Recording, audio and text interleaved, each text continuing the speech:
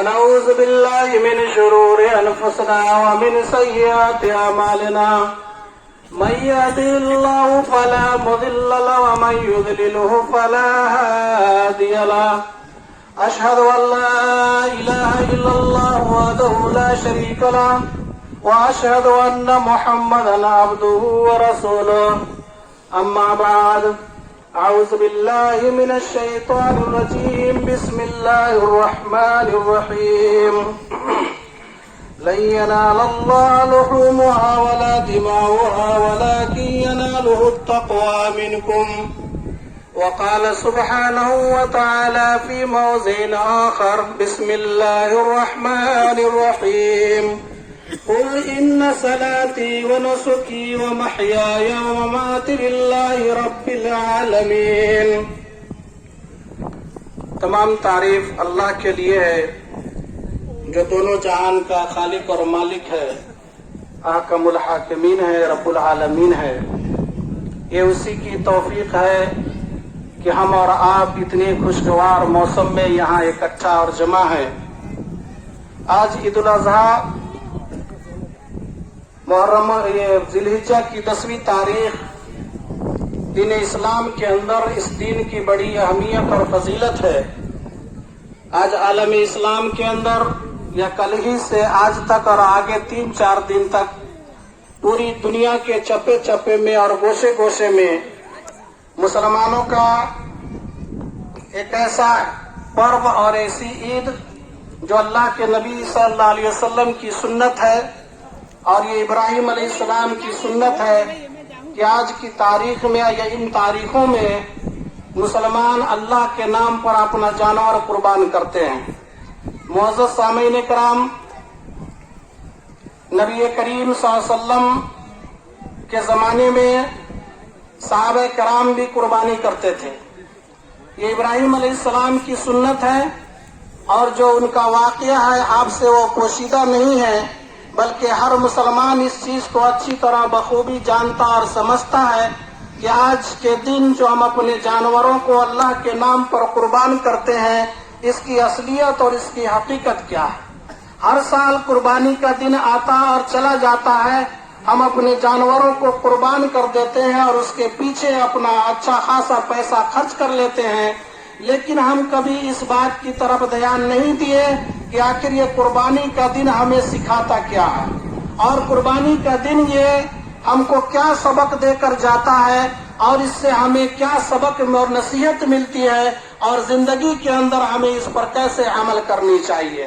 نبی کریم صلی اللہ علیہ وسلم کے ایک صحابی حضرت انس بن مالک رضی اللہ تعالیٰ عنہ ایک حدیث بیان کرتے ہیں، کہتے ہیں کہ ہم لوگ اللہ کے نبی محمد رسول اللہ صلی اللہ علیہ وسلم کے ساتھ مسجد نبوی کے اندر بیٹھے ہوئے تھے.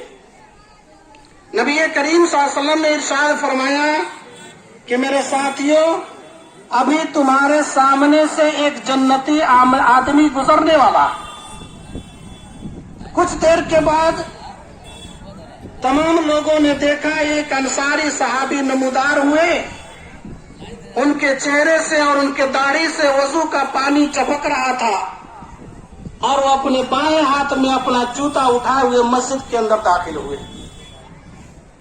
نبی کریم صلی اللہ علیہ وسلم نے پھر دوسرے روز تمام صحابہ کرام کو کہا کہ ابھی تمہارے سامنے سے ایک جنتی آدمی کا گزر ہونے والا. پھر وہی کل والے صحابی سامنے آئے. پھر تیسرے دن اللہ کے نبی صلی اللہ علیہ وسلم نے فرمایا کہ ابھی تمہارے سامنے سے ایک جنتی آدمی گزرنے والا. تیسرے دن بھی وہی صحابی اللہ کے نبی صلی اللہ علیہ وسلم کے سامنے ظاہر ہوئے اور تمام صحابہ کرام نے دیکھا کہ یہ وہی شخص ہے جو 3 دن سے اللہ کے نبی صلی اللہ علیہ وسلم کے بات کے مطابق یا آپ کے قول کے مطابق یہی شخص نکل رہا ہے، لہذا یہ جنتی ہے. کون سی ایسی خوبی اس کے اندر ہے جو یہ جنتی ہے؟ ایک صحابی عبداللہ بن عمر بن عاص رضی اللہ تعالی عنہ اس بات کے پیچھے پڑتے ہیں کہ آخر اس شخص کے اندر کون سی خوبی ہے کہ اللہ کے نبی صلی اللہ علیہ وسلم نے 3 دن جنتی شخص کہا اور اس پر یہی شخص سامنے آیا. وہ بہانے کر کے اس کے گھر چلے جاتے ہیں اور کہتے ہیں کہ میں اپنے گھر والوں کو، میں اپنے والد کو میں نے یہ قسم دیا ہے کہ میں 3 دن تک آپ کے گھر میں نہیں آؤں گا، اس لیے تم مجھے مہمان بنا لو اور اپنے گھر میں مجھے رہنے کی اجازت دے دو۔ حضرت انس بن مالک رضی اللہ تعالیٰ عنہ کی اس حدیث میں عمرو بن عاص رضی اللہ تعالیٰ عنہ اپنا بیانہ کر کے اس شخص کے ساتھ جا کر 3 راتیں گزارتے ہیں۔ تینوں رات کے اندر اس نے یہ کوشش کیا کہ میں دیکھوں کہ ایک ایسا شخص ہے، اس کا عمل کتنا اچھا ہے، کون کون سا عمل کرتا ہے، کہ آخر اللہ کے نبی صلی اللہ علیہ وسلم نے کہا کہ یہ جنتی ہے۔ معاملہ نارمل تھا، کوئی خاص رات کی عبادت نہیں تھی، نہ زیادہ قیام تھا، نہ قرآن کی تلاوت تھی، ایک معمولی سی بات تھی کہ یہ دیکھا گیا کہ یہ شخص جب رات میں بیدار ہوتا ہے تو تسبیح و تحلیل پڑھتا ہے، اس کے علاوہ کچھ بھی نہیں۔ 3 دن گزر جانے کے بعد عبداللہ بن عمرو بن عاص رضی اللہ تعالیٰ عنہ اس شخص سے پوچھ بیٹھتے ہیں اور کہتے ہیں کہ یہ تو میرا بہانہ تھا کہ میں نے گھر جانے کے 3 دن کے لیے قسم کھائی ہے، میں تو یہ دیکھنا چاہتا تھا کہ تمہارے اندر وہ کون سی عمل پائی جاتی ہے، تمہاری کون سی وہ عادت ہے تمہارے گھر کے اندر، اور ہم سے زیادہ تو یہ عبادت کیا کرتے ہو جس کی بنا پر اللہ کے نبی صلی اللہ علیہ وسلم نے فرمایا یہ جنتی شخص آنے والا ہے، اور 3 دن تم نے آئے، تم نکل آئے۔ اس نے کہا کہ اے میرے ساتھی، اللہ کی قسم میں کوئی ایسا عمل زیادہ نہیں کرتا ہوں جو تم لوگ نہیں کرتے ہیں، میں بھی وہی کرتا ہوں، اتنا ہی کرتا ہوں جتنے کہ سارے صحابہ کرام عمل کرتے ہیں، بس یہ میری خاصیت ہے کہ آج تک ہم نے اپنی زندگی کے اندر کسی کے لیے اپنے دل میں حسد نہیں پالا اور ہم نے کسی کا بھی برا نہیں چاہا۔ پتہ یہ چلتا ہے کہ حسد ایک ایسی اخلاقی بیماری ہے کہ جس بیماری کے اندر انسان پڑھ کر کے اپنے اعمال کو غارت اور برباد کر دیتا۔ حسد کا دل کے اندر نہ ہونا اس بات کی ضمانت ہے کہ وہ شخص جنت کے اندر جائے گا، کیونکہ اس انصاری صحابی کا یہ ایک عمل تھا جو اس نے کہا کہ اللہ کی قسم آج تک میں نے اپنی زندگی میں کسی سے خار نہیں کھایا ہوں، کسی سے میں نے حسد نہیں کیا ہے، کسی کا میں نے برا نہیں چاہا ہے، اگر اللہ کی نعمت کس کو ملی ہے تو میں اس سے جلا نہیں ہوں۔ قربانی کا دن بھی ہمیں یہ سبق دیتا ہے، ہم اپنی قربانی کے جانور سے ہمیں یہ سبق لینا چاہیے کہ جس طرح سے ہم قربانی کے جانور کے گردن پر چھری پھیر کر کے اس کا خون بہاتے ہیں اور کہتے ہیں کہ اللہم تقبل منی، اے میرے پروردگار میری طرف سے اس قربانی کو قبول کر لو۔ جب جانور کا خون بہتا ہے اس کے دل کے سکون کے ساتھ ساتھ اگر آپ کے دل کا سکون، اگر آپ کے دل کا حسد، آپ کے دل کا جلن اور کینہ نہیں بہتا ہے، آپ کی قربانی کامیاب نہیں ہے۔ یہی قربانی کا مقصد ہے۔ اللہ کے نبی صلی اللہ علیہ وسلم نے قربانی کے لیے صاف ستھرا بے عیب جانور کرنے کا حکم دیا۔ آپ قربانی کے جانور کا انتخاب کرتے ہیں، مولوی صاحب سے فتویٰ پوچھتے ہیں کہ سین کا کھوپڑی نکل گیا ہے، قربانی ہوگا کہ نہیں ہوگا؟ مولوی صاحب قربانی کے جانور کا تھوڑا سا کام کٹ گیا ہوا ہے، اس کا قربانی ہوگا کہ نہیں ہوگا؟ لیکن آپ نے کبھی یہ دیکھا کہ آپ کا دل عیبدار ہے، آپ کے دل کے اندر ہزاروں انسانوں کے خلاف کینہ حسد کا جذبہ پایا جاتا ہے، آپ کسی کو دیکھ کر جلتے ہیں تو کسی سے آپ ڈاہ کرتے ہیں، آپ کا دل تو بے عیب نہیں ہے، آپ کا دل عیبدار ہے، آپ کی قربانی کیسے قبول ہو؟ جب قربانی کا جانور بے عیب ہونا چاہیے تو قربانی کرنے والا دل بھی عیب سے پاک ہونا چاہیے، صاف ہونا چاہیے۔ اللہ تبارک تعالیٰ نے قرآن مجید کے اندر اس کو ارشاد فرمایا اور بیان فرمایا کہ لن ینال اللہ لحومها ولا دماؤها ولکن ینالہ التقوی منکم۔ اے لوگوں، تمہارے قربانی کے جانور کا بڑا ہو جانا، تمہارے قربانی کے جانور کا سنکھیا 3 4 5 ہو جانا یہ کوئی معنی نہیں رکھتا ہے۔ معنی تو صرف قربانی کے اندر یہ رکھتا ہے کہ تمہارے دل کے اندر پاکی کتنی ہے، تقوی کتنا ہے، صفائی کتنی ہے، للہیت اور خلوص کتنا ہے۔ اگر قربانی کے اندر للہیت اور خلوص نہیں ہے تو قربانی کرنا بیکار ہے. قربانی کے اندر اللہ کی رضا جوئی مقصد نہیں ہے. قربانی کے اندر صرف اللہ تبارک و تعالیٰ سے ثواب اور تقوی حاصل کرنا مقصد نہیں ہے تو آپ کی قربانی کا کوئی فائدہ نہیں ہے. اللہ کے نزدیک آپ کے قربانی کا گوشت اور خون نہیں پہنچتا ہے. اگر اللہ کے پاس پہنچتا ہے تو آپ کے دلوں کا تقوی پہنچتا ہے. اور یہ قربانی کا دن اور قربانی کا ذبح کرنا ہمیں اس بات کو بھی دکھلایا ہے, ہمیں یہ سکھاتا ہے آج کا دن کہ ایک انسان اللہ کے لیے متقی اور پرہیزگار بن جائے. قربانی آ کے چلا جاتا, ختم ہو جاتا ہے. سبق مجھے یہ ملتا ہے کہ مجھے تقوی والا ہونا چاہیے, اللہ کا خوف دل کے اندر پیدا ہونا چاہیے. نبی اللہ تبارک تعالیٰ نے قرآن مجید کے ارشاد فرمایا, قل ان صلاتی و نسکی و محیای و مماتی للہ رب العالمین. قربانی ہمیں یہ سبق دیتی ہے کہ ہمارا ہر عمل سے اللہ تبارک تعالیٰ کی رضا جوئی مقصود ہو.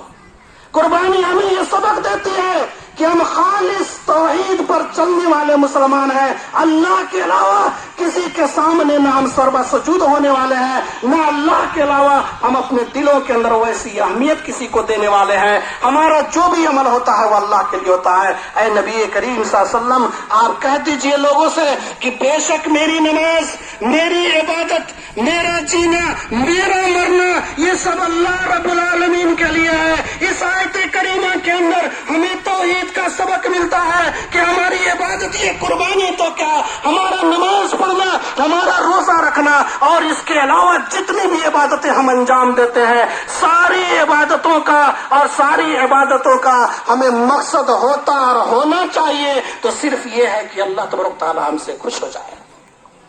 ہم اللہ کے تقرب کے لیے اپنا جانور قربان کرتے ہیں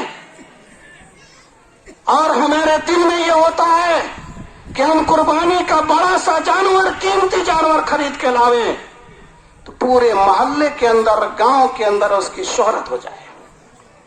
ہم نے 50 کلو کا بکرا خریدا, سارے لوگ واہ واہ واہ واہ کیا بات ہے, کیا قربانی, زبردست قربانی.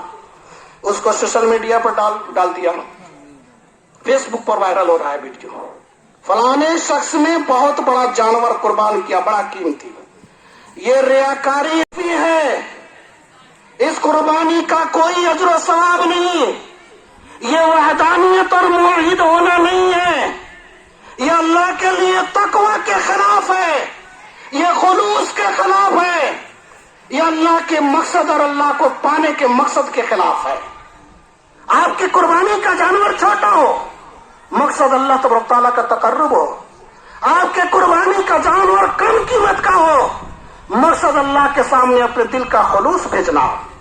قل ان صلاتی و نسکی و محیای و مماتی للہ رب العالمین.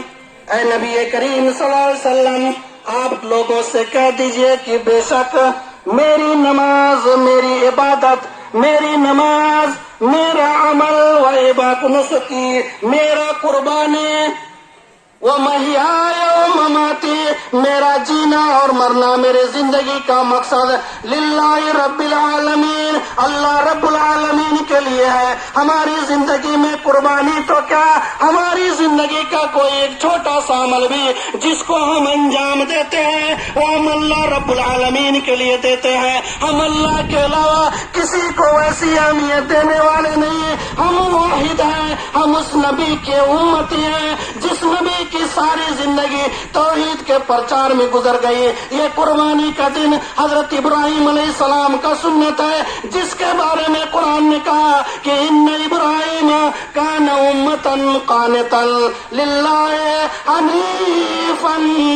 حنیفا للہ, کہ بے شک ابراہیم علیہ السلام ایک امت کے برابر تھے.